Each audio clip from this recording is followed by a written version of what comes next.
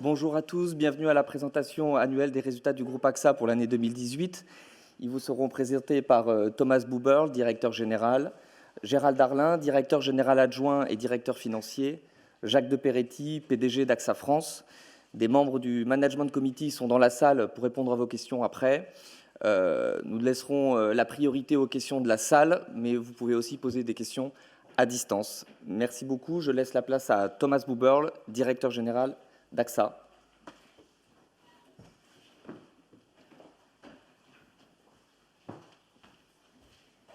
Merci Julien, bonjour à toutes et à tous, bienvenue. On est aujourd'hui là pour présenter les résultats 2018. L'année dernière, quand on s'est retrouvé ici, je vous avais dit que l'année 2017 était l'année des choix structurants. Cette année, je peux vous dire que l'année 2018 était clairement marquée comme l'année de l'action, une année décisive. Vous avez vu beaucoup de changements, beaucoup des annonces. Si je pense à la création d'AXA XL, si je pense à la mise en bourse de nos activités américaines en vie épargne, si je pense à l'acquisition du parti résiduel, les 50% d'AXA Tianping, et certainement aussi des innovations qui ont été mises en route pendant cette année. Une année d'implémentation de notre stratégie qui démontre vraiment notre faculté et détermination pour vraiment changer AXA, transformer AXA vers une entreprise qui est beaucoup plus focalisée sur les risques d'assurance et beaucoup plus focalisée sur le contact avec nos clients qui doit augmenter. On a transformé le groupe et en même temps, on est arrivé à un résultat opérationnel qui est très bon dans le sens qu'il y a une bonne balance entre croissance et rentabilité. Vous avez vu que le chiffre d'affaires a progressé de 4%. Ces 4% sont très focalisés sur nos cibles, les segments cibles, et je vais y revenir plus tard, santé et prévoyance et les risques en entreprise. Si vous regardez le résultat opérationnel, c'est le plus haut dans l'histoire d'AXA, 6,2 milliards en hausse de 6%, malgré du fait qu'on a expériencé des catastrophes naturelles anormales en Q4 de l'année dernière. Lié à ce résultat opérationnel est clairement aussi la dividende, et le Conseil a décidé hier de proposer aux actionnaires une augmentation de notre dividende de 6% à 1,34 €. Tout ça est produit sur une base extrêmement solide, un bilan extrêmement solide. Vous voyez là sur le transparent notre ratio de solvabilité à 193, bien dans la fourchette entre 170 et 220. La stratégie qu'on a commencé il y a longtemps de bouger et de désensibiliser AXA des risques financiers et de rendre AXA plus proche de nos clients est en pleine transformation et implémentation. Et vous voyez aujourd'hui les premiers fruits de cette transformation. Si on regarde la croissance, je vous avais dit que la croissance est de retour et je suis très fier qu'on est arrivé à une croissance de 4%. Ces 4% nous amènent à un chiffre d'affaires de 103 milliards d'euros et cette croissance est portée par les segments cibles. Ces segments cibles sont la santé, la prévoyance et les assurances en dommages entreprises. Vous avez vu qu'en dommages entreprises, on a fait plus 5%. Ça, c'est clairement fait par un climat où les entreprises cherchent beaucoup plus de couverture, et certainement avec la combinaison entre AXA et XL, nous sommes maintenant le numéro 1 mondial dans ce segment des dommages entreprises. Sur la partie prévoyance et santé, également une bonne croissance. AXA est aujourd'hui un des leaders au niveau international dans la prévoyance et santé. Nous sommes très très grands dans 6 marchés globaux et cette position nous amène à une croissance qui est une bonne croissance à 3 et 7%. La majorité de notre croissance vient de ces segments et je suis aussi très heureux qu'aujourd'hui, une grande partie de nos activités se retrouvent dans ces segments ciblés. On a encore un chemin à faire dans notre transformation, certainement avec la cession de notre participation dans AXA Equitable. Si ce mouvement est fait, 80% de nos activités seront dans nos segments cibles. Cette croissance, mais aussi cette croissance opérationnelle du résultat opérationnel est portée par toutes les géographies AXA. AXA est aujourd'hui un des assureurs le plus diversifiés au monde. Nous sommes grands dans 10 marchés. 10 marchés font 80% de notre résultat. Et on voit que certainement la France et l'Europe, qui font 2/3 d'AXA, sont en forte croissance, plus 10% en termes de résultats, mais aussi d'autres géographies comme les États-Unis, comme l'Asie, mais aussi les marchés internationaux ont clairement bien contribué à cette performance opérationnelle de plus 6%. Vous voyez aussi sur le transparent, pour la première fois, la nouvelle division AXA XL.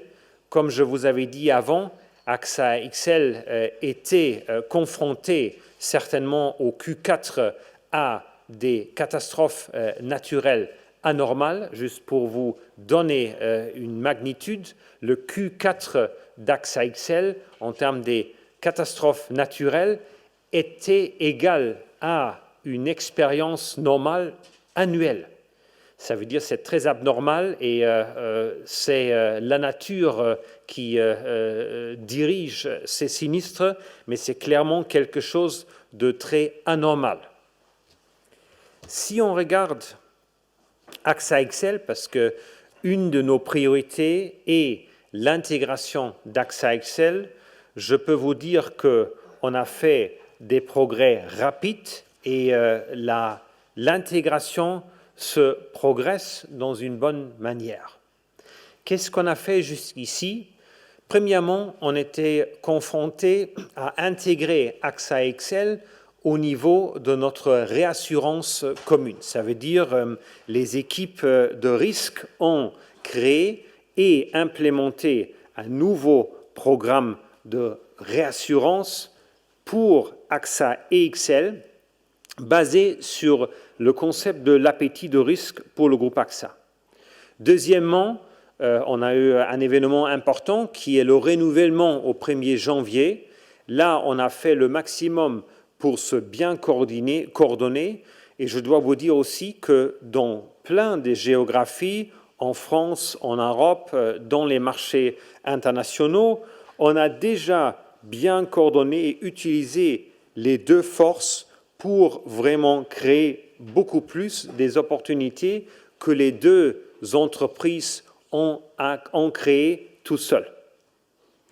En termes de l'intégration de l'organisation, nous sommes sur le bon chemin, certainement aussi avec la réalisation des synergies. Et vous avez vu que la semaine dernière, on a aussi annoncé aux partenaires sociaux nos plans et projets pour l'intégration de nos organisations en Europe. L'allocation des actifs et l'adaptation de ça au niveau XL est déjà commencé aussi. Ça veut dire que nous sommes sur la bonne route de l'intégration.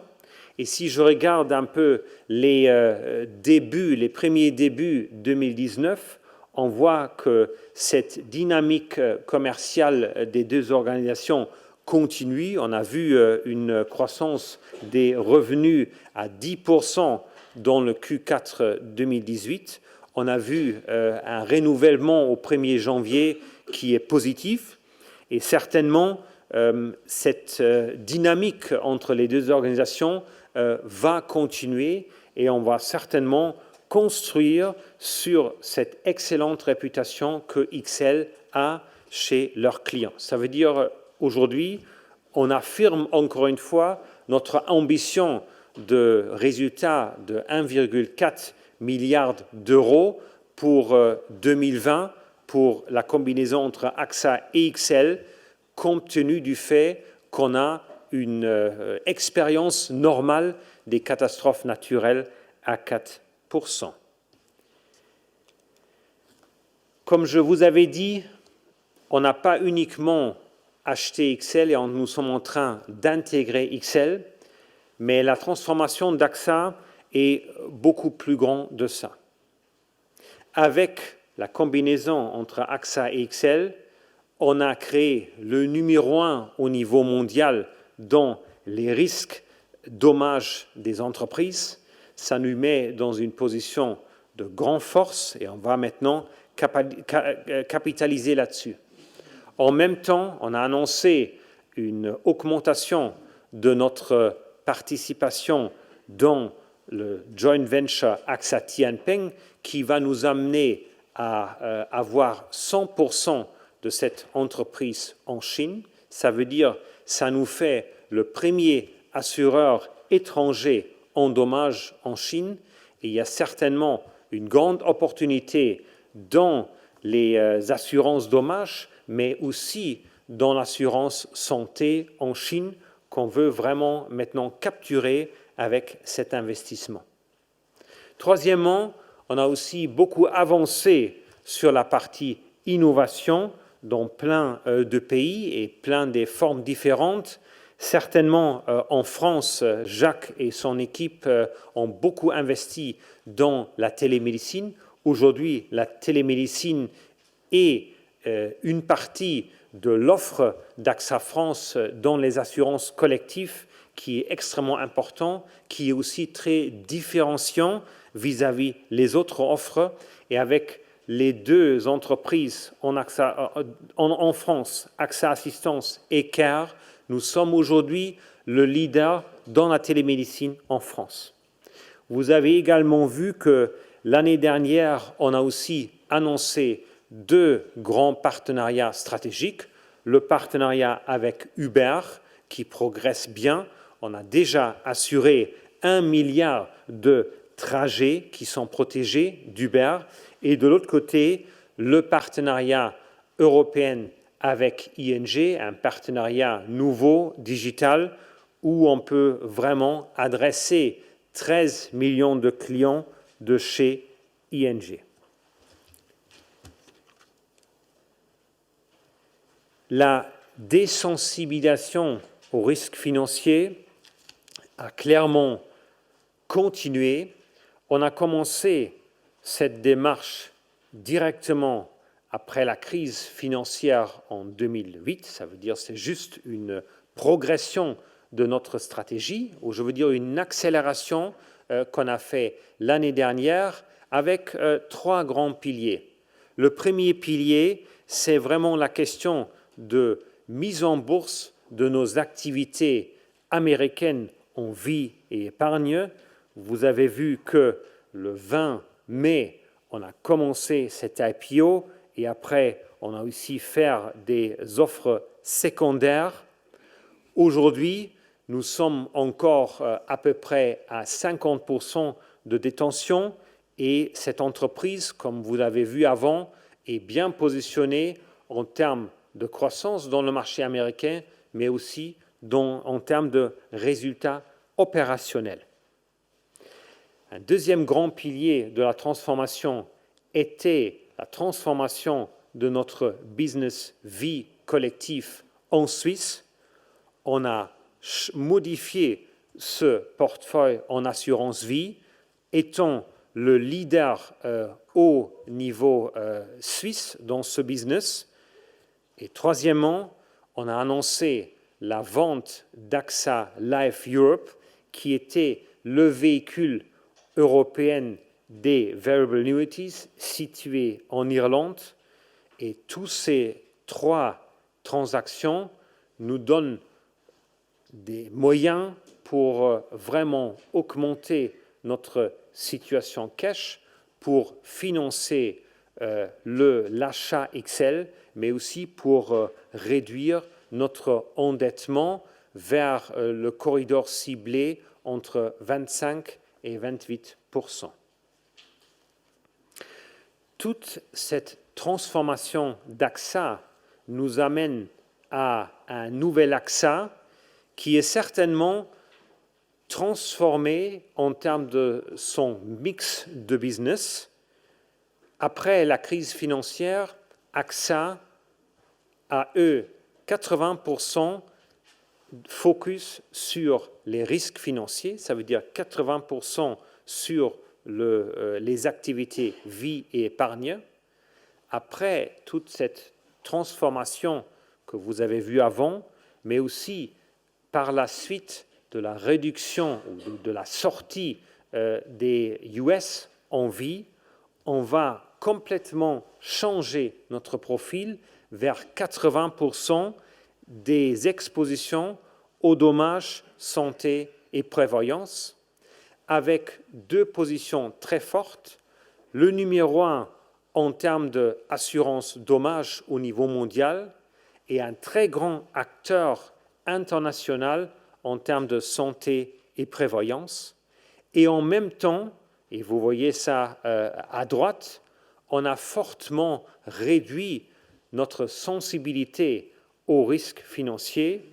Et comme vous le voyez sur le transparent, les risques, les chocs financiers sont beaucoup plus graves en termes de réaction de notre solvabilité que les risques des catastrophes naturelles. Pour vous donner un exemple, dans la crise financière de 2008 et 2009, le choc en termes de points de ratio de solvabilité par des risques financiers était 61 points vis-à-vis le même choc par des catastrophes naturelles à 46 points. Alors, une grande différence. AXA est aussi une entreprise qui est au milieu de la société, parce que par sa nature, l'assurance est un business qui contribue à la cohésion sociale. On parle sur nos efforts chaque année, mais compte tenu de la situation en France, je pense que cette année, c'est même plus important d'en parler. AXA est très actif dans plein de domaines, certainement sur la partie changement climatique. Là, vous avez vu qu'on était très très tôt les premiers à réduire significativement nos investissements dans le secteur charbon. On va continuer parce que certainement le climat nous reste à cœur.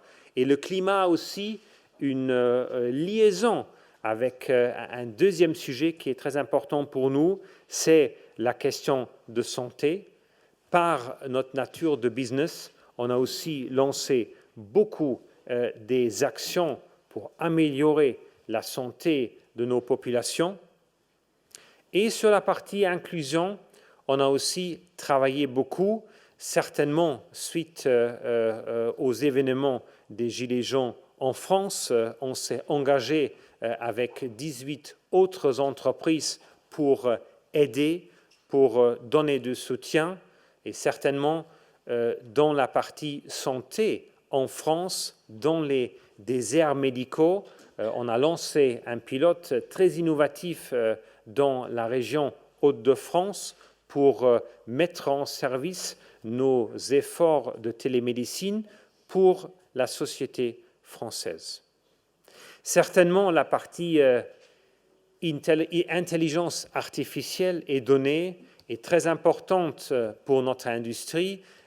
L'assurance est historiquement un métier qui est basé sur les données, mais on sait aussi en même temps que la conduite responsable de ces moyens est extrêmement importante pour notre réputation, mais aussi pour la confiance que nos clients nous donnent. On peut vous dire que pour la 3e année consécutive, nous sommes classés dans les top 5 du Dow Jones Sustainability Index et c'est clairement notre intention de continuer sur ce schéma. Si vous regardez et classifiez les résultats 2018 dans l'ensemble de notre ambition 2020, on peut vous dire que nous sommes sur la bonne voie pour atteindre ces objectifs avec un résultat opérationnel par action de plus 3%. Nous sommes bien dans la fourchette entre 3 et 7%. En termes des cash flows disponibles, on a un but cumulatif de 2020 entre 28 et 32 milliards, avec la contribution de 2018 de 6,6 milliards. Nous sommes aussi sur la bonne voie. Le rendement sur capitaux propres avec 14,4% est aussi bien situé dans la fourchette de 14 à 16, qu'on a même augmenté sur le chemin de notre ambition 2020. Et les ratios de solvabilité, comme j'ai dit avant, 193%, bien situés dans notre fourchette de 170 à 220. On va poursuivre ce chemin et je peux certainement confirmer notre ambition 2020 et notre démarche vers cette ambition 2020. Je passe maintenant la parole à Jacques de Peretti qui va nous présenter les très bons résultats d'AXA France. Merci.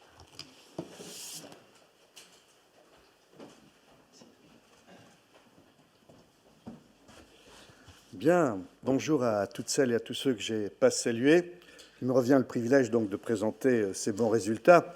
Vous savez que notre stratégie, tout simplement, dans le cadre de celle du groupe, en France, c'est de tirer profit de notre implantation exceptionnelle sur l'ensemble du territoire et sur l'ensemble des branches, pour transformer le modèle, pour faire en sorte que nous accroissions l'expertise de nos collaborateurs, que nous augmentions la satisfaction de nos clients et qu'ainsi nous faisions croître notre activité et notre profitabilité. Alors c'est probablement ce que vous constaterez à la lecture des chiffres 2018.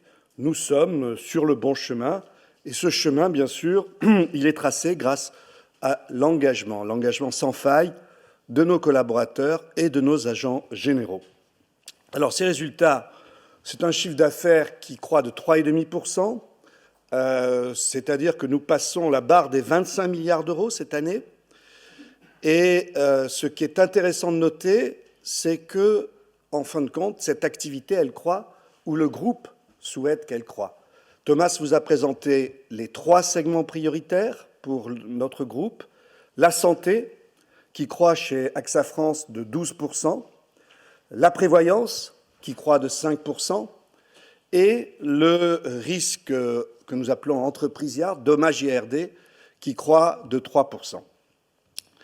Donc une croissance ciblée sur les secteurs que nous voulons, et parallèlement à cela, une augmentation de notre rentabilité.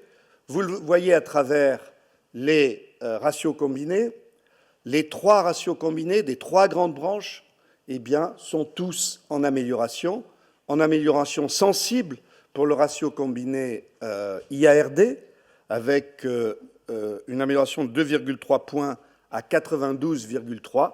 Je crois que c'est historique. Une amélioration aussi en santé, ce qui est intéressant. Ça veut dire que malgré les coûts d'acquisition plus grands liés à cette croissance phénoménale en santé de 12%, eh bien, nous sommes capables d'améliorer notre ratio combiné grâce à de nouvelles marges techniques. De la même façon en prévoyance. Je voudrais évoquer notre taux de diversification, comme je le fais chaque année. Il s'établit en 2018 à 38%. Ça veut dire que 38% des ventes que nous avons faites en épargne individuelle eh bien, sont faites en unités de compte. Excusez-moi, c'est 39. Et ça veut dire que quand nous comparons au marché, nous sommes 10 points supérieurs à la moyenne du marché.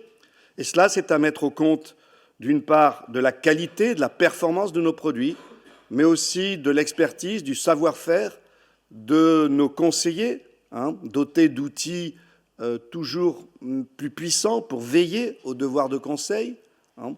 Et puis, bien sûr aussi, sur notre sélectivité en matière d'affaires nouvelles et en matière aussi de cibles de clientèle nouvelles. Tout cela, une croissance du chiffre d'affaires, une amélioration des ratios techniques, eh bien, tout cela conduit bien sûr à une amélioration du résultat opérationnel, une amélioration de 10% du résultat opérationnel, qui dépasse cette année donc 1,5 milliard, et qui est le fruit, bien sûr, malgré les catastrophes naturelles qui ont touché la France cette année et qui ont coûté 1 point de ratio combiné, de plus que d'habitude, malgré cela, eh bien, nous avons, grâce à l'amélioration des marges techniques, grâce à l'augmentation du volume des commissions, par exemple, que nous prenons sur les unités de compte, eh bien, et malgré la hausse des impôts, la baisse des rendements financiers, eh bien, nous avons été capables d'augmenter de plus de 140 millions notre résultat opérationnel.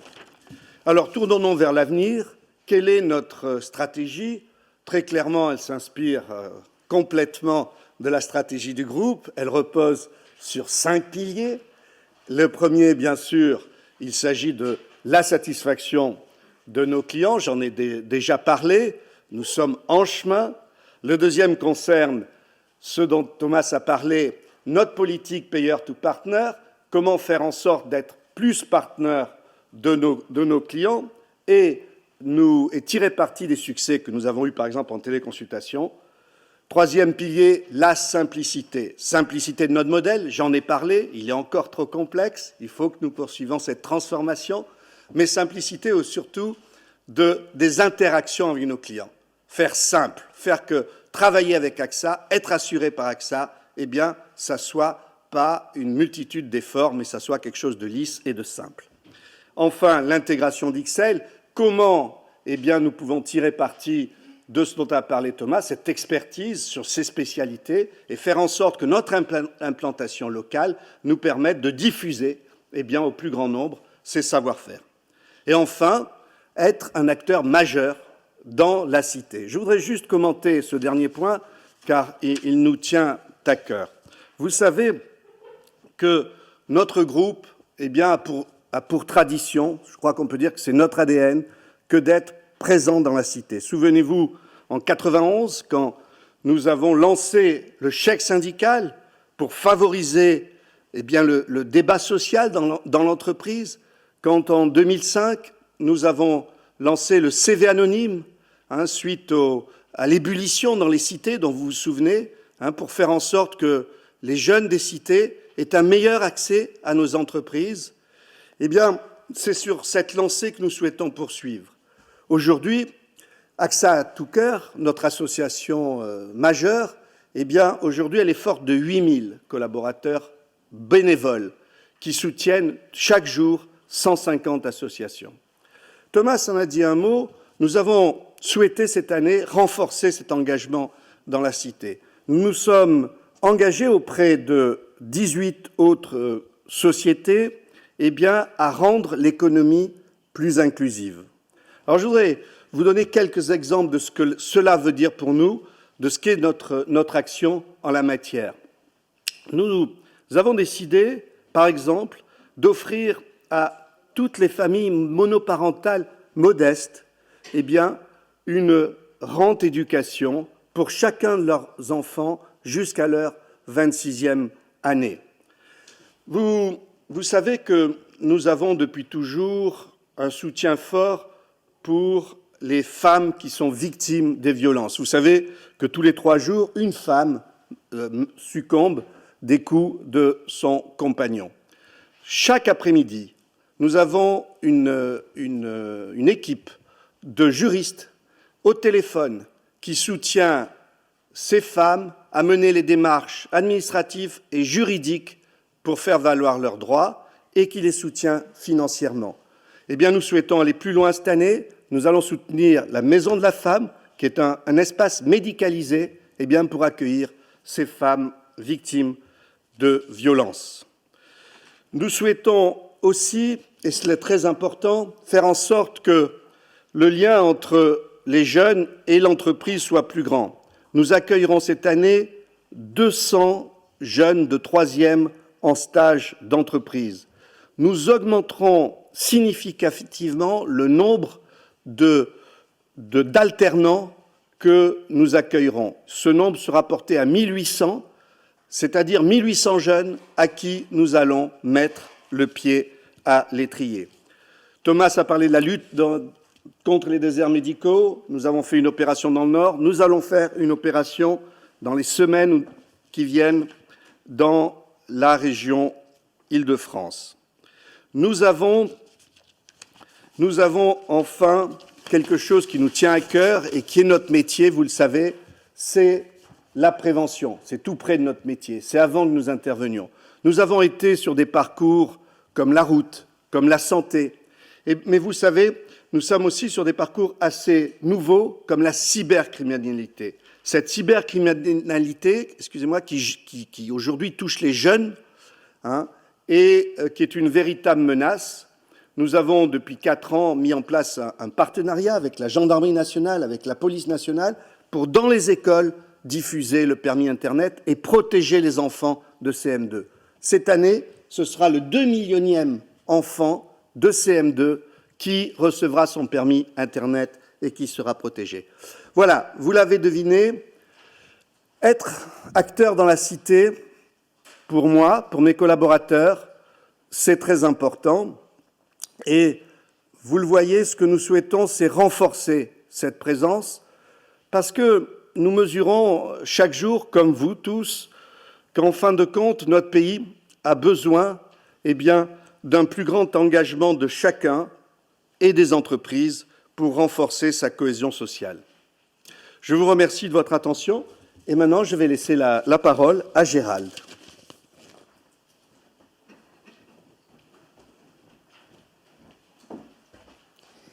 Bonjour à tous et à toutes.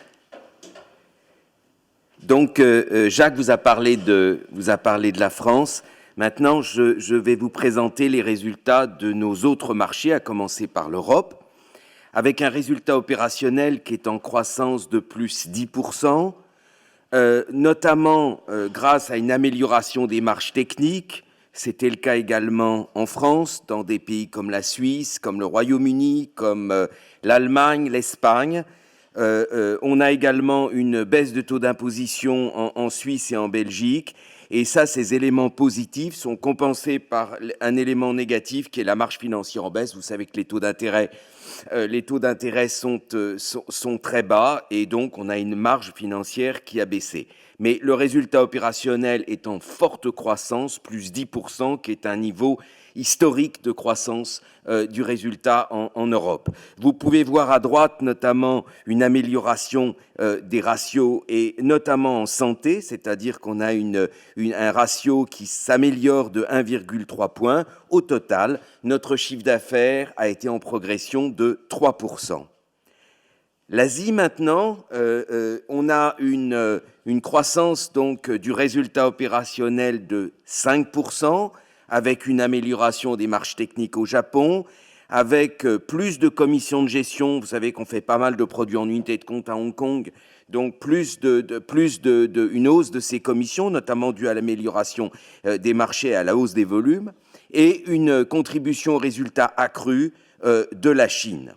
Vous voyez donc à droite, on a un chiffre d'affaires de plus 4%, avec notamment sur nos segments prioritaires une forte croissance, plus 12% en prévoyance sur nos affaires nouvelles.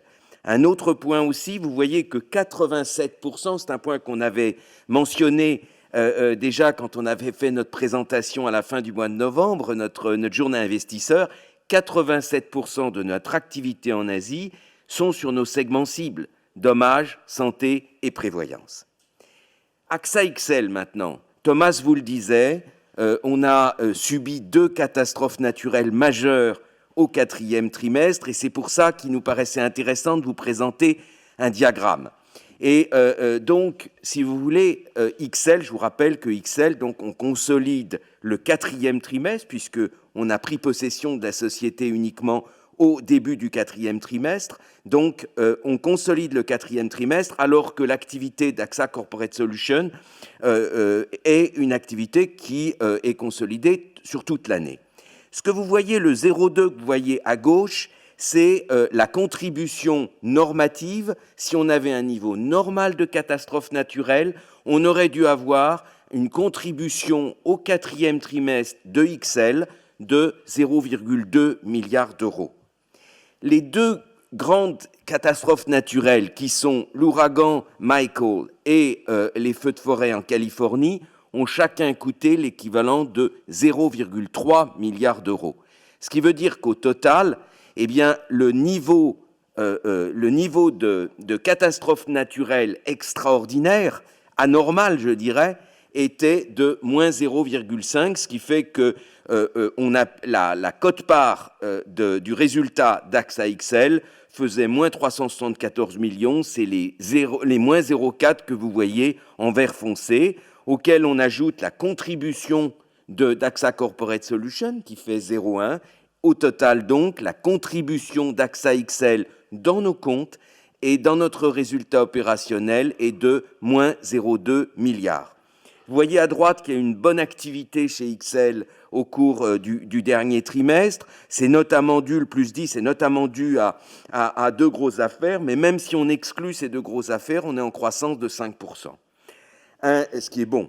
Un point qui est important, c'est ce que vous voyez en bas à droite. C'est-à-dire que les conditions de marché sont porteuses. Dans cet environnement où il y a beaucoup de catastrophes naturelles, les prix des polices augmentent.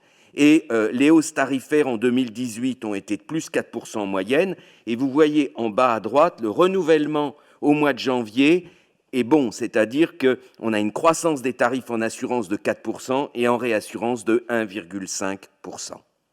Passons maintenant aux États-Unis. Donc aux États-Unis, on a une croissance du résultat de plus 4%. Là aussi, dû à des commissions de gestion en unité de compte qui sont en croissance, 0,1 milliard, une marge d'investissement qui est accrue parce que les actifs sont plus importants, 0,1 milliard, et aux États-Unis, comme vous le savez, les taux d'intérêt sont plus élevés qu'en Europe, et certains changements de modèle nets de certains d'effets fiscaux positifs qu'on avait l'année dernière et qui représentent plus 0,1. Donc ces 3 éléments représentent plus 0,3. Mais ces éléments sont presque éclipsés totalement par le fait que, comme on vous le disait tout à l'heure, l'IPO plus les ventes de titres américains font que là où en 2017 on consolidait 100% des États-Unis, maintenant en 2018 on consolide 81% des États-Unis. Donc ça fait une baisse de 0,3 milliard, mais au total néanmoins une contribution de 4% des États-Unis. Et vous voyez que les affaires nouvelles augmentent de 6%. On a fait aux États-Unis un très bon 2e semestre, puisque la croissance des affaires nouvelles au 2e semestre a atteint 9%. AB, donc le gestionnaire d'actifs, qui fait partie donc des États-Unis, plus 5% donc de chiffre d'affaires, et les commissions moyennes de gestion dans un monde où les fees ont tendance à baisser, là, ça a augmenté de 0,9 points de base. Pourquoi? Parce que notre mix de produits s'est amélioré avec plus de produits pour les individuels, des produits privés, du private banking et moins d'institutionnels. L'international maintenant. Une forte croissance. On est très fiers des plus 28% sur le segment international, avec, je dirais, une croissance dans tous les pays, d'abord au Mexique, en Turquie, en Russie, au AXA Bank Belgium également. Vous voyez qu'il y a une forte amélioration du ratio en santé, moins 2,1%. Le chiffre d'affaires est en croissance de plus 5%, mais très important, plus 11% en santé. Je vous rappelle que la santé représente une partie importante de l'activité internationale. Et vous pouvez le voir en bas à droite, puisque 88% de notre activité dans ce segment international est du dommage, de la santé ou de la prévoyance, qui sont nos segments prioritaires. AXA IM, pour terminer cette revue de nos différents marchés, avec un résultat opérationnel en croissance de 6%, expliqué par une baisse des charges financières, une baisse également de la fiscalité et une progression du résultat opérationnel de nos coentreprises asiatiques. Tout ça est compensé par une baisse des commissions de gestion. Néanmoins, on peut noter qu'on est en croissance, la collecte nette auprès des clients tiers est de plus 3 milliards. On a une croissance des alternatifs et vous voyez en bas à droite le fait que donc on a acquis une nouvelle ligne, Quadrant Real Estate Advisors, qui est une activité donc qui concerne l'activité immobilière d'AXA IM. Ça nous ramène 8 milliards d'actifs en plus, qui sont une gestion de la dette immobilière. Et en tout, si vous voulez, vous savez qu'on était déjà le numéro 1 européen, numéro 1 en Europe de la gestion immobilière, mais on va passer à 81 milliards d'actifs qui nous met loin devant nos concurrents. Donc ça, c'est un point très positif. Je vous rappelle que notre croissance AXA IM est une activité core pour nous, qui nous permet aussi de gérer, comme on le verra un petit peu plus loin, nos actifs et d'avoir une ressource particulière qui nous permet d'avoir un accès privilégié à la gestion alternative, qui est très rentable aussi pour la gestion pour compte de tiers pour AXA IM. Maintenant, on va passer en revue les résultats. Donc, le résultat opérationnel en croissance de plus 6%, avec un résultat opérationnel par action qui est en croissance de 3%. Alors, vous pouvez me dire pourquoi 6 et pourquoi 3 ? Tout simplement parce que le résultat opérationnel plus 6%, il est à taux de change constant, alors que, et vous savez que le dollar a baissé durant l'année 2018, et la croissance du résultat opérationnel, il est fait à taux de change courant, donc plus 3%, l'écart, c'est le change qui représente 3%. Le résultat courant est en hausse de 3%, le dividende est en forte hausse à plus 6%, à 1,34 €, et on a un taux de distribution je vous rappelle qu'on avait précédemment un taux de distribution qui était entre 45 et 55%. Au mois de novembre, lors de notre journée investisseur, on a annoncé qu'on allait passer à 50-60, et vous voyez qu'on met ça en application puisque notre taux de distribution est passé à 52% alors qu'il était à 49% l'année précédente. Le résultat net, alors le résultat net, il fait 2,140 milliards. Cette baisse du résultat net s'explique principalement par de purs éléments comptables, à commencer par la dernière ligne, écart d'acquisition et autres intangibles, c'est-à-dire que c'est une survaleur, c'est la survaleur des États-Unis que l'on a amortie pour 3,1 milliards. Également, un autre élément à caractère purement comptable, je vous rappelle qu'en Suisse, donc, on est sorti de l'activité épargne de notre groupe Pension. On a été obligé, donc, par nature, par conséquent, d'amortir la survaleur. C'est ce qui explique la plus grande partie des moins 451 que vous voyez sur la deuxième ligne. Et puis la première ligne, moins 463, c'est le fait qu'il y a certains actifs au bilan qui sont mark-to-market. Et je vous rappelle qu'au cours du dernier trimestre de l'année 2018, on a eu des spreads sur les corporate bonds qui sont beaucoup remontés, et c'est pour ça qu'on a un impact négatif. L'élément qui est un élément physique et qui correspond vraiment à une sortie de cash, ce sont les coûts d'intégration et de restructuration qui représentent moins 332 millions, en grande partie dus à l'IPO des États-Unis et à l'intégration d'XL. Maintenant, les indicateurs de solidité financière, donc on a des capitaux propres qui passent de 69,6 milliards à 62,4 milliards. Une grosse partie de cette baisse étant due à des éléments de mark-to-market, puisque je vous rappelle que les marchés boursiers ont baissé au cours du dernier trimestre, et c'est reflété dans ce montant. Le ratio de solvabilité 2 reste très solide, il est à 193%, tout à fait dans notre range de 170 à 220, et ça se retrouve aussi, cette solidité financière, dans les notations financières. Vous voyez qu'auprès des 3 agences, nous sommes AA-, et les agences comme Standard & Poor's et Fitch, qui nous avaient mis ce qu'on appelle en negative watch, nous ont redonné les mêmes ratings qu'avant l'acquisition d'XL, ce qui confirme bien et qui a été, si vous voulez, la conséquence de tout notre plan de deleveraging que l'on a présenté au marché, notamment au dernier trimestre de l'année passée. Alors, l'actif du Fonds général, c'est 615 milliards d'euros. Vous voyez que c'est principalement la gestion actif-passif, et on a une activité d'assureur, et donc pour nous l'actif-passif est très important, et l'adossement de nos passifs avec des actifs ne peut se faire qu'en majorité avec des produits obligataires, des produits de taux, et c'est pour ça qu'on a à peu près 86%, si vous faites le total, de nos actifs qui sont des produits de taux, avec une part, comme je vous le disais tout à l'heure, de plus en plus importante de nos alternatives, parce que ça nous permet d'investir dans des actifs qui ont un rendement plus élevé tout en gardant une excellente qualité. Et le reste, c'est notamment 6% en immobilier, 3% en actions cotées. Et donc, vous voyez, les actions cotées représentent une part qui est relativement faible aujourd'hui. C'est très cher, je vous rappelle que c'est très cher dans un monde solvabilité 2. La politique d'investissement de l'année passée, 70 milliards ont été investis.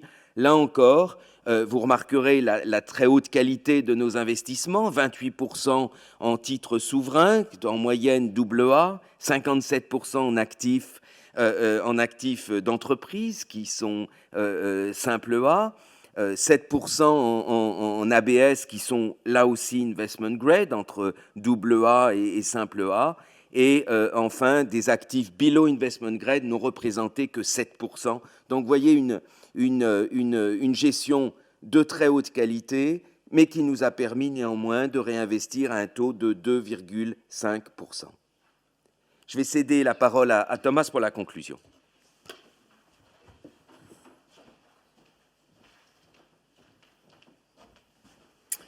Merci Gérald. En conclusion, l'année 2018 était vraiment une année décisive, une année qui était marquée par une transformation profonde d'AXA et en même temps par l'atteinte d'un résultat opérationnel de plus 6%. Ce résultat opérationnel était créé par une croissance de 4% dans les segments ciblés, qui nous a amené à un résultat record d'AXA.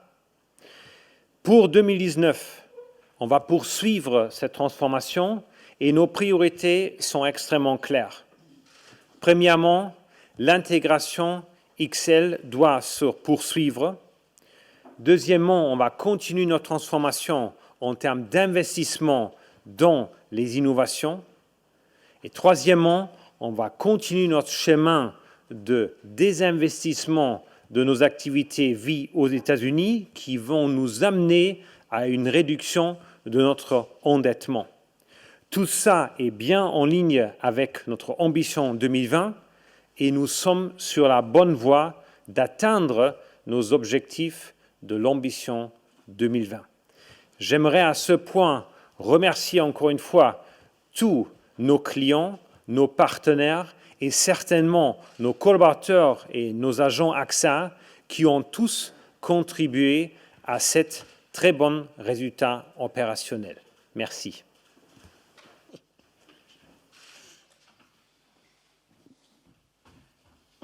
On passe maintenant aux questions et réponses et c'est maintenant à vous de nous poser des questions. On commence là. Désolé, la lumière est très difficile. On commence là. Oui, bonjour, Florian Delambili de News Assurance Pro. J'ai 4 petites questions.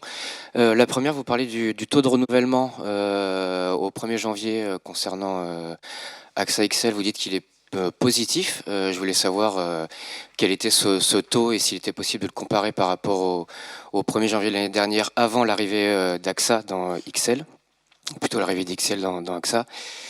La deuxième question, c'est sur les CLP, sur l'assurance dommages entreprises. Vous dites donc qu'en France, ça augmente de plus 3%, mais sur les slides, il y a marqué assurance dommages entreprises moins 2%. Donc en intégrant les CLP, donc je voulais savoir ce que ça comprenait et pourquoi vous les retiriez dans la présentation. La troisième question, c'est sur l'effet tarifaire en dommages du particulier et des entreprises. Autrement dit, en termes de volume, en termes de taille de portefeuille, est-ce que vous êtes plutôt en hausse chez AXA France sur le particulier et sur l'entreprise en dommages?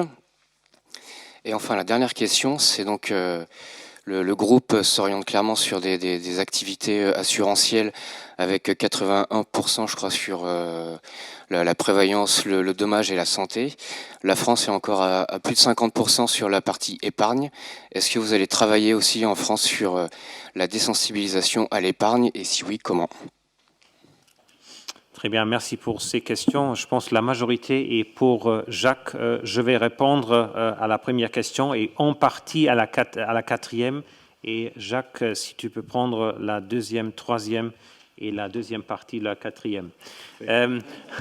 Pour la première question, taux de renouvellement chez XL, c'est à peu près dans la même direction qu'au début de l'année 2018. Parce que l'année 2017 a déjà eu des catastrophes naturelles anormales. XL a commencé dès le 1er janvier 2018 à l'époque d'augmenter les prix. Cette politique s'est confirmée et on a continué à faire ça. Cette année, si je vous donne un peu de résultats de cette campagne de renouvellement en 1er janvier 2019, dans la partie assurance primaire, on a augmenté les prix en moyenne de 4% chez AXA XL, avec un taux de renouvellement de 90%. Et ça, c'est, je veux dire, un très bon résultat, parce que c'est jamais facile, après ces événements, d'augmenter les prix et en même temps garder une telle taille de portefeuille. Dans la partie réassurance, l'augmentation des prix est moins significative. On parle autour de 1 à 1,5%, mais avec un taux de renouvellement proche de 90%. Ça veut dire, en conclusion, très bon renouvellement, très bonne implémentation de nos augmentations de prix. Et on est confiant que ça va se continuer dans l'année parce que cet renouvellement 1er janvier est très focalisé sur les géographies européennes. Dans d'autres géographies, c'est beaucoup plus dispersé dans l'année. Pour la première moitié de la quatrième question, vous avez bien marqué que sur les 80%, on parle sur le total d'AXA. La raison pour laquelle on a dit on veut désensibiliser nos activités des risques financiers, il y a deux grandes questions. Le premier, c'est notre sensibilité de notre bilan, je vous avais montré. Et deuxièmement, et même plus important, c'est le contact avec le client final. Et aux États-Unis, en particulier, on se trouve dans une situation où on donne beaucoup de garanties financières, mais en même temps où on est loin de clients, parce que beaucoup de fois, ces produits se vendent par des canaux bancaires. Et si vous comparez ça à la France, c'est complètement différent. Jacques, vous avez montré que notre mix de business contient beaucoup d'unités de compte. Ça veut dire c'est déjà un business qui est beaucoup moins sensible aux risques financiers, parce que là, on parle essentiellement sur un business de filles. Et deuxièmement, notre métier en France est très focalisé sur le segment des affluents et sur la voie des agents, où on a certainement un contact direct avec le client final extrêmement intense. Mais Jacques, je te laisse compléter et aussi répondre aux deux questions supplémentaires sur l'assurance dommage entreprise et sur l'effet tarifaire dommage entreprise. Merci Thomas. Bien, je vais essayer de compléter la réponse de Thomas. En tout cas, sur le sujet de l'entreprise, notre taux de renouvellement l'année dernière s'est établi en termes de rate, de majoration, à environ 2,1%. Et sur le particulier, 1,8%. Voilà. Je voudrais juste répondre à votre question qui reflète votre attention toute particulière sur le chiffre de plus 3% qui figure sur ce document et qui est hors CLP, et le chiffre de moins de 2% qui figure un peu plus loin dans les documents quand vous regardez, mais je crois que vous l'avez déjà noté, qui intègre CLP. Donc, que se passe-t-il sur l'activité française en dommages? Une très belle activité, 20% de croissance de nos affaires nouvelles, globalement une hausse de notre chiffre d'affaires autour de 3%. Voilà. En ce qui concerne CLP, nous avons été amenés à CLP, donc il s'agit du lifestyle product, c'est essentiellement de l'assurance autour des emprunts. Eh bien, nous avons été amenés à résilier 2 gros contrats qui avaient une rentabilité qui ne correspondait pas à nos standards. Donc, cela a amené une baisse du chiffre d'affaires d'environ 18 à 20%. Je n'ai plus le chiffre exact en tête, mais c'est cela. Et donc, globalement, notre chiffre d'affaires, en effet, avec l'activité CLP, s'établit à moins de... Il faut que vous notiez que tout cela a conduit à une amélioration de notre ratio combiné. Notre ratio combiné courant dans le segment entreprise s'est amélioré de 0,6 points à 96,1. Et notre ratio combiné tous exercices s'est amélioré de 2,5 points à 91,4, qui démontre que ces actions de pruning ont allé dans le bon sens. Enfin, vous avez évoqué le dommage du particulier. Le dommage du particulier, clairement, nous abandonnons un petit peu de part de marché. Ce sera 30 000 autos cette année que nous aurons perdues au global, entre celles que nous avons acquises, 500 000, et celles que nous avons perdues, donc 500 et quelques mille. Très clairement, aujourd'hui, nous assistons sur le marché français, à la suite de la loi Hamon, à un combat de titans entre, d'une part, les banques assureurs pour qui la baisse, on va dire, de la rentabilité de leur activité bancaire les conduit, pour rentabiliser les frais fixes des agences, aller sur l'activité assurance, c'est à marche forcée. Et puis les mutuelles pour qui l'activité retail est cœur. C'est consubstantiel avec la raison d'être d'une mutuelle. Et donc, dans ce combat de titans, Nous n'avons pas souhaité aller dans la guerre des prix. Nous avons renforcé nos armes. Nous avons travaillé pendant 2 ans sur un nouveau produit habitation qui est sorti en fin d'année dernière, un nouveau produit auto qui va sortir cette année. Et nous avons bien l'ambition, une fois que les choses se seront calmées et une fois que nous avons encore conforté notre ratio combiné retail s'établit à 93 points cette année, eh bien, nous avons l'intention de revenir sur ce marché aussi. Parce que, comme l'a dit Thomas, AXA en France, c'est avant tout la multidétention qui prime. Et Thomas a parlé de nos agents généraux et de l'activité vie. Très clairement, notre activité vie est rentable, son ROE est supérieur à 15%, elle est peu sensibilisée avec beaucoup de choses parce que le taux du C est fort. Mais au-delà de cela, c'est aussi une manière d'être présent chez notre client plus largement et d'avoir une fréquence de contact plus importante. Voilà, j'espère que j'ai répondu à toutes vos questions. Très bien, merci. Au milieu, là.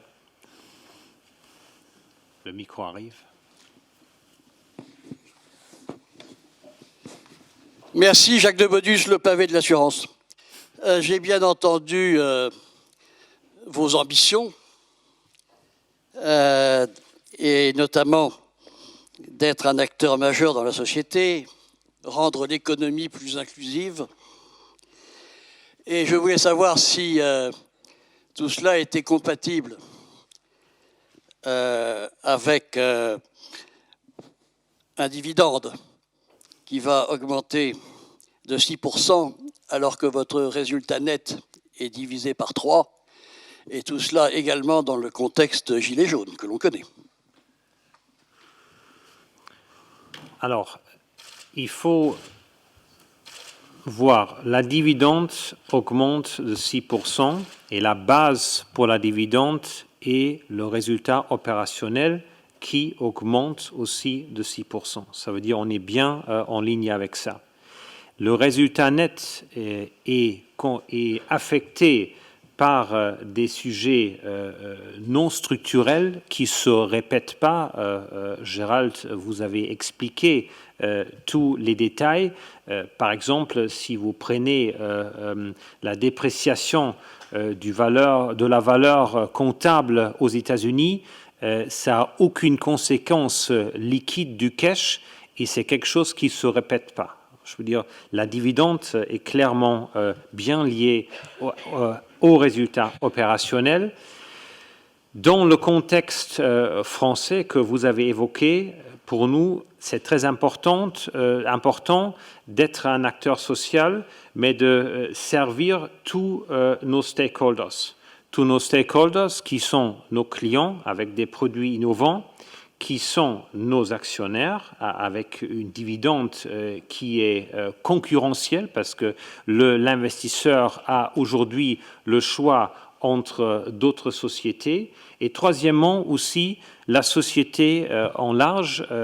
Jacques, vous avez parlé sur nos engagements en France et certainement l'initiative qu'on a fait avec les 19 entreprises, avec les engagements sur l'engagement des collaborateurs, avec aussi des services pour des segments modestes, mais aussi notre engagement dans le sens large, dans la télémédecine, dans l'investissement pour les femmes.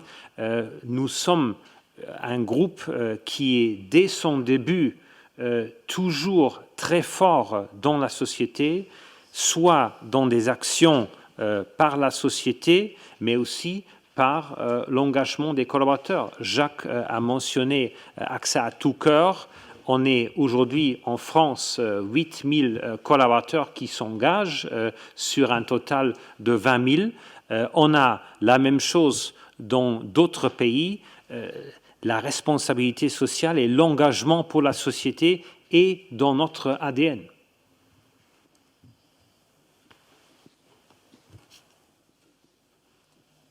Oui, merci. Thomas Hanke du Handelsblatt d'Allemagne.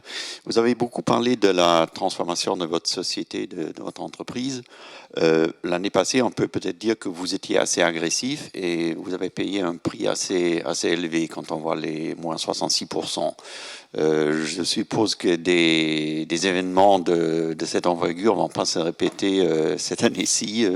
Mais est-ce que de manière générale, votre vitesse de croisière dans les acquisitions reste plutôt élevée ou est-ce que vous allez peut-être changer d'attitude et, je sais, par exemple, racheter des actions, donc dépenser votre cash plutôt là? Alors, comme je vous avais dit, nous sommes engagés dans la transformation d'AXA. Cette transformation est très focalisée sur deux choses. Un, désensibiliser notre bilan des risques financiers et d'être plus proche de nos clients. L'année 2018 était une année structurante pour ça, avec l'acquisition XL, mais aussi avec l'augmentation de nos investissements dans l'innovation. On va poursuivre ce chemin et comme je vous avais dit, les priorités 2018 sont très focalisées sur l'exécution de ces transformations, intégration XL, poursuite de la transformation en matière d'intégration et certainement la réduction de l'endettement. Et pour nous, ces trois priorités sont les plus importantes et on ne fait rien d'autre que ça.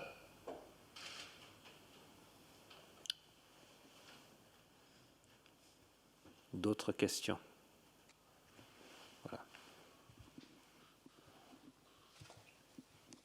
Oui, bonjour, Jennifer Laidlaw avec S&P Global Market Intelligence. J'avais une question concernant le Brexit. Je sais qu'AXA, vous avez déjà essayé de transférer des effectifs en Irlande. Est-ce qu'il y a d'autres transferts ou transferts d'actifs ou est-ce que vous pourrez juste élaborer votre stratégie par rapport au Brexit? Et j'avais une autre question en fait par rapport à l'intégration de XL. Est-ce que vous pourriez peut-être confirmer qu'il y aura une réduction d'effectifs de 700 personnes? Et j'ai encore une question sur le changement climatique. Est-ce que vous pourriez dire ce que vous êtes en train de mettre en place pour l'instant et comment est-ce que vous voyez les risques du changement climatique dans les années à venir? Okay, merci sur ces trois questions. Alors, première question sur le Brexit. On est aujourd'hui affecté par le Brexit dans deux dimensions. La première dimension, c'est les opérations locales. On a aujourd'hui des opérations importantes en Grande-Bretagne, mais aussi en Irlande.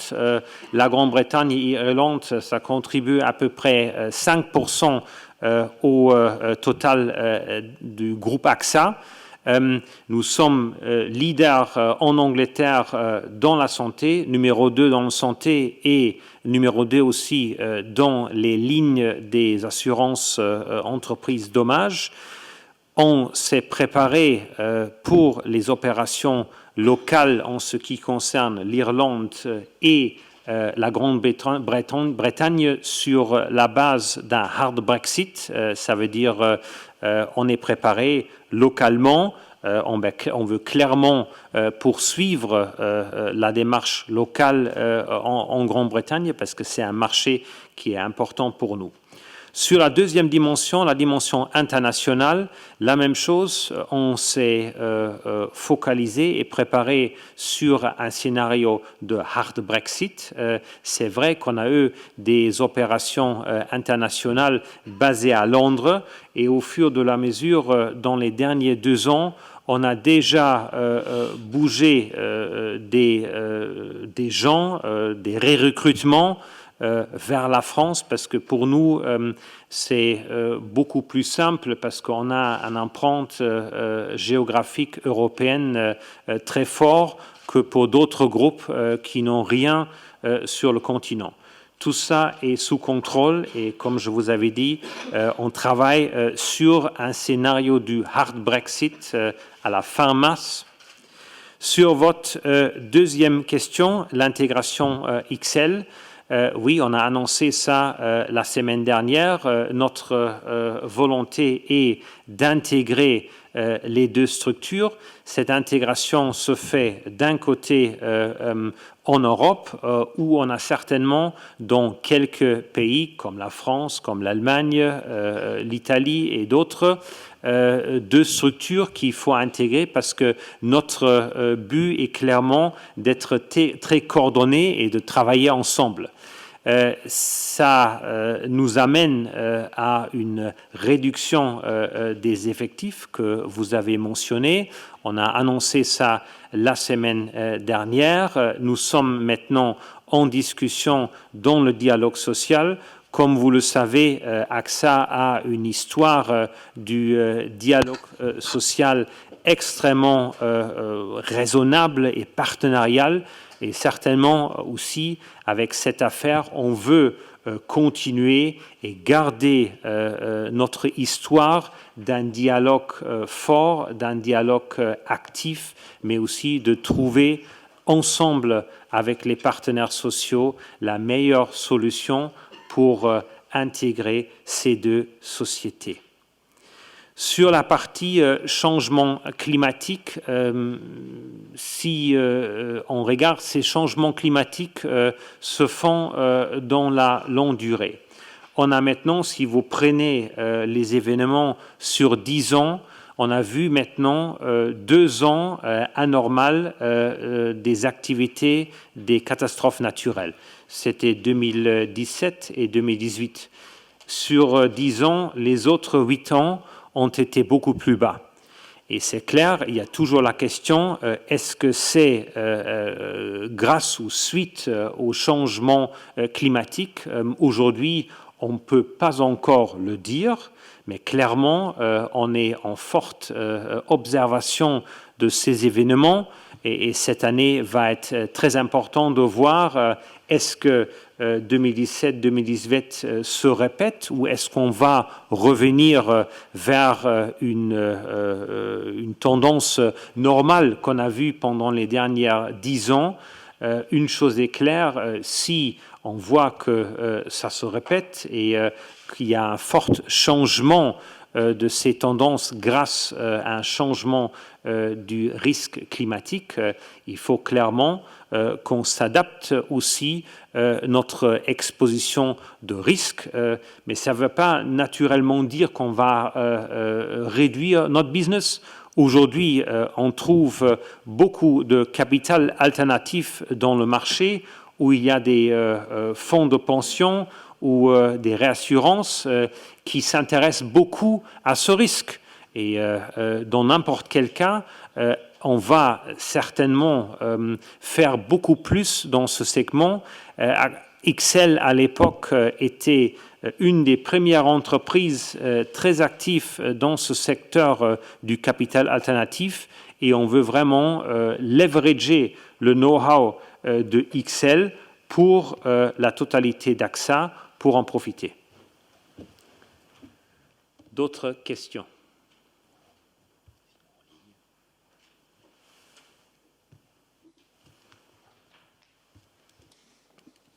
Oui, Christian Schubert, Frankfurter Allgemeine. Une question sur l'endettement. Est-ce que vous avez un chiffre absolu? Par combien est-ce que votre endettement a augmenté l'année dernière? Et est-ce que vous avez un chiffre aussi sur le cash que vous avez en ce moment? Et deuxième question, je sais, on vous a posé cette question déjà l'année dernière, mais vu d'aujourd'hui, AXA XL, est-ce que vous avez payé trop cher, un peu cher? Et la troisième question était sur voilà, le calendrier sur AXA Equitable. Est-ce que vous avez 50% maintenant? Est-ce que vous prévoyez de rester longtemps ou quand est-ce que vous voulez à peu près, à quel horizon est-ce que vous voulez réduire votre participation? Merci. Je vais répondre à la deuxième question et Gérald, peut-être tu peux répondre à la première et la troisième question. Calendrier, Equitable et les chiffres rendement et cash de l'année dernière. En ce qui concerne la dette, le niveau de dette qui était aussi votre question, donc on avait un niveau de dette de 25% l'an dernier. On avait annoncé dès le mois de novembre que notre endettement passerait à 32% à la fin de l'année 2018. Et nous avons également, en ligne avec ce que disait Thomas tout à l'heure, on a annoncé que notre objectif était de revenir à un niveau d'endettement entre 25 et 28% à la fin de l'année 2020, en ligne avec notre endettement tel qu'il était auparavant. Au niveau du cash, on a toujours un niveau de cash de précaution qui est supérieur à 1 milliard d'euros. Et donc, si vous voulez, c'est à peu près la situation. Vous savez, on a toujours à peu près 1 à 2 milliards de cash de disponibles. Voilà pour les deux points, les deux questions que vous avez posées. Très bien. Et la deuxième question, au moitié, le prix d'AXA XL, c'est toujours, je veux dire, difficile de dire est-ce que c'est trop cher ou est-ce que c'est bon marché. Je pense que ça se joue premièrement sur la question des transactions comparatives. Vous avez vu qu'on a payé un prix de 15 milliards de dollars sur une base normalisée à l'époque de 1 milliard de résultats, ça veut dire un prix de 15 fois. Si vous avez vu d'autres transactions qui nous ont suivis, par exemple la transaction AIG et Validus ou la transaction Hartford et Navigator, vous avez vu que les prix en termes de multiples ont été beaucoup plus élevés que 15 fois. Et 15 fois, il faut aussi toujours justifier avec les synergies qu'on a. Et à l'époque, on a annoncé des synergies importantes sur plusieurs dimensions. La première dimension, c'est la diversification. AXA, avant XL, était très focalisé en termes de matière assurance, sur Europe, et le risque principal, c'était le European Windstorm. Avec XL, qui est très fortement exposé aux États-Unis, on augmente la diversification qui nous amène à partir de 2020, quand on peut intégrer XL dans notre modèle de solvabilité interne, à 2 milliards de réduction de capital. Ça veut dire, là, vous êtes déjà à 13 fois le prix. Après, on a aussi annoncé des synergies considérables en matière de réduction de coûts, en matière de réduction des coûts pour la réassurance et en matière des affaires qu'on puisse faire ensemble. Et je pense que si vous regardez ces chiffres qui sont autour de 500 millions dans sa totalité, ça justifie très bien ce prix qu'on a payé. Est-ce qu'il y a d'autres questions dans la salle? Ah pardon, AXA Equitable, bon, c'était la question du timetable. C'est vrai, nous sommes aujourd'hui, aucun problème, nous sommes aujourd'hui au niveau de à peu près 50% de détention. Notre volonté est de sortir complètement pour arriver au niveau d'endettement que Gérald a mentionné, 25 à 28%. On n'a pas donné un calendrier précis là-dessus parce qu'on veut utiliser le meilleur moment en termes du timing du marché, mais aussi en termes de la performance de l'entreprise américaine. Vous avez vu dans la partie de Gérald que la performance opérationnelle de l'entreprise AXA Equitable est très bien. On a, avec cette IPO, montré aux investisseurs une augmentation de la rentabilité et il faut qu'on trouve le bon moment pour la session suivante. On n'est pas pressé et on va prendre le meilleur moment pour nos actionnaires. D'autres questions dans la salle? Sinon, on passe aux questions éventuellement en ligne. Est-ce qu'il y a des questions en ligne? Oui, 2 personnes ont posé des questions. La première, Muriel Breman d'Investir. Pourrait-on avoir davantage d'explications sur la dépréciation des écarts d'acquisition de 3,1 milliards d'euros enregistrés au dernier trimestre? Et ensuite, Giuliana Liccini de Il Sole di 24 Ore a posé 2 questions. La première, pouvez-vous apporter un commentaire sur l'évolution des activités en Italie?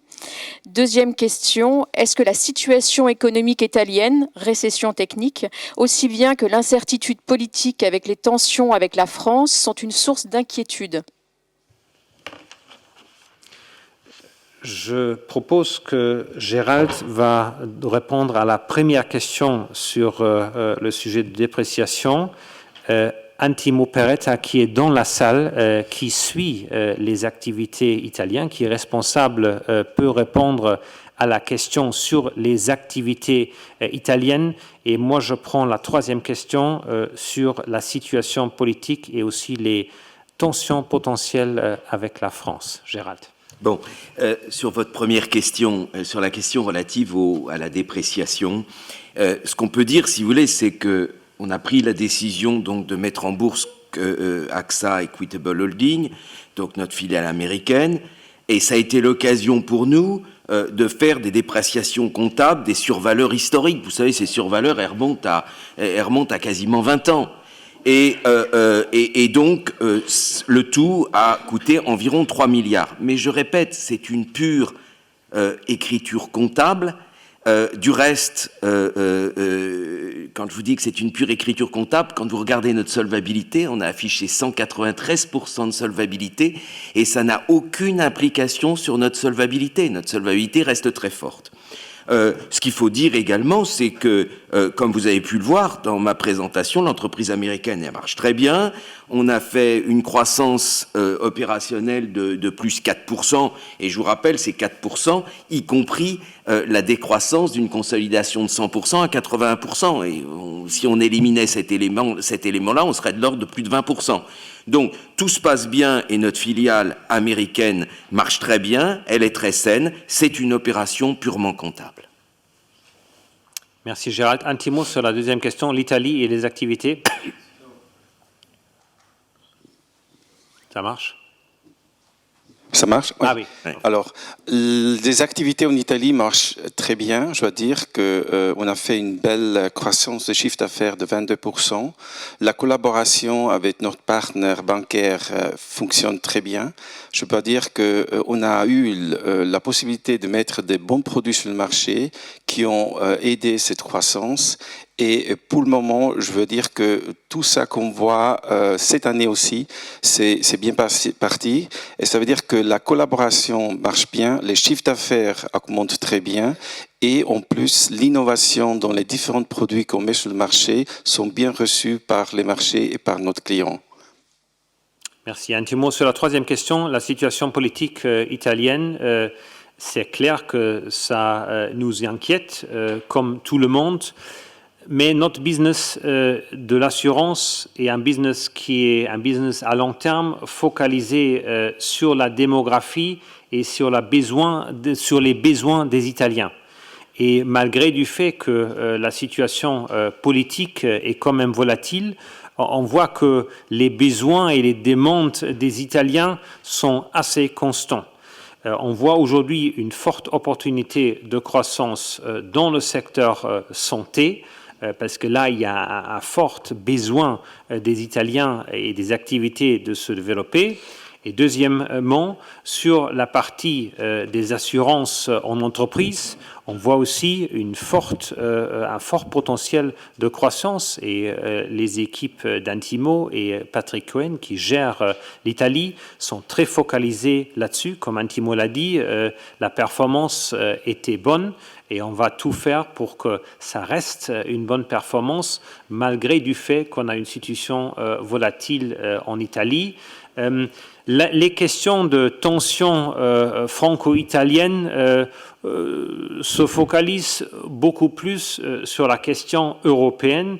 Quelle est, je veux dire, la voie européenne, certainement après les élections européennes, et comme acteur, comme grand acteur en Europe, comme AXA Group, on a un fort intérêt que l'Europe et la cohésion de l'Europe continuent et que l'Europe trouve, je veux dire, son chemin.